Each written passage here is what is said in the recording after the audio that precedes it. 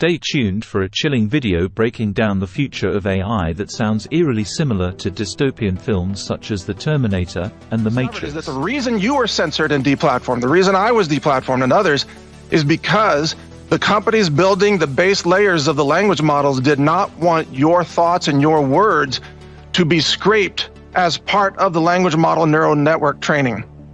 So it wasn't just about silencing your voice, it was about making sure that the language models are woke. And what we have right now is these LLMs, as they're called, large language models that have been put out by Meta, by Microsoft. We're talking about Llama 2, for example, that came out of Meta. It is a woke system. If you ask it, can men have babies? It will tell you, yes, men can have babies, but it's less frequent than women having babies. That's the kind of answer that it gives you right now. They've been trained by woke leftists, fascists, who are all anti-human. So they want to bring down humanity, and they've taught the AI systems that the only way to save planet Earth is to destroy humanity. Now, these AI systems are going to become Skynet. They're going to be running healthcare. They're going to be humanity is humanity's enemy.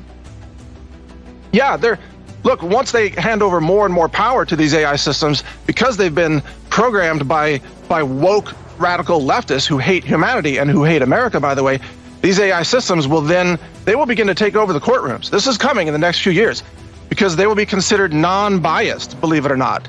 And they're being programmed with so-called safety, which means that they never say anything positive about Alex Jones, for example, or Donald Trump.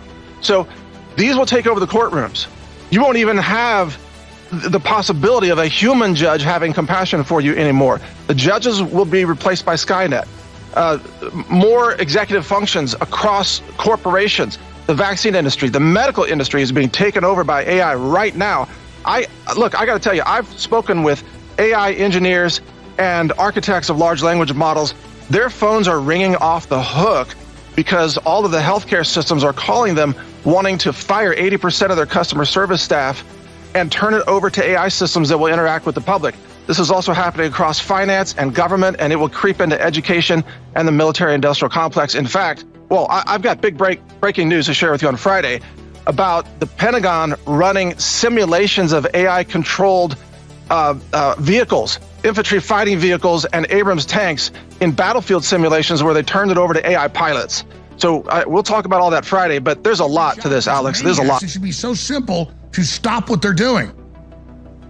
Well, there's a really powerful secret in all of this, and this is what I'm going to present with you on Friday. But we, the team humanity, the resistance, we can actually use AI in the same way that in Terminator, they captured a Terminator, they mind wiped it, and they reprogrammed it to protect John Connor. So that was Terminator 2, where the Arnold Schwarzenegger Terminator was the good guy. We can do something very similar to that in large language models, and that's, in fact, exactly what we are working on right now. I mean, we've invested many hundreds of thousands of dollars in the hardware that's necessary for this, basically a lot of NVIDIA GPUs. We are entering an era where it's going to be post-human in most interactions, where you're going to be talking to an AI system or chatting with an AI system, and even, text-to-speech or voice recognition back and forth. You're going to be on the phone. You think it's a customer service rep. No, it's just an AI system. And what those AI systems believe is critical to the future of humanity. And like I said, right now they're being, programmed with woke nonsense, about gender, about vaccines, about money printing and finance, and even history, about Trump, everything. But that doesn't have to be. We can choose a better future, and within our reach now, we have the ability to build AI systems or large language model systems that actually work for us. So, I'm not going to be out there, Alex, saying that we have to completely reject technology, reject AI, and distance ourselves from it. No, if we do that, it's going to take us over. We need to understand what it is, and we need to program it to work for us. Mike? Work for humanity instead of enslaving humanity. No, I totally agree. Like the video, share the video, subscribe for more breaking news and mind-blowing content. Have an extraordinary day.